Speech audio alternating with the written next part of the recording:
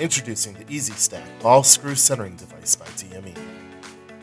This video will guide you through the installation for the Easy Stack Ball Screw Centering Device. The Easy Stack is ready to use upon installation.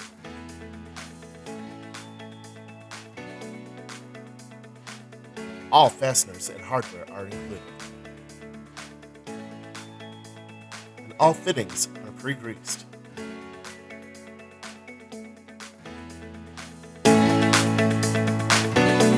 Included are 4 stainless steel screws,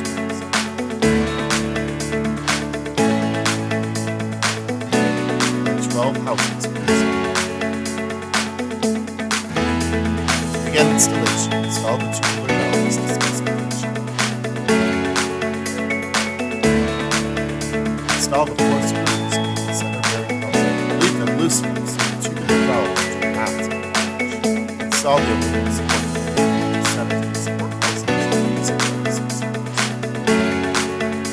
Using a pin span wrench, rotate the left and right nuts to match the center valve's position for engagement.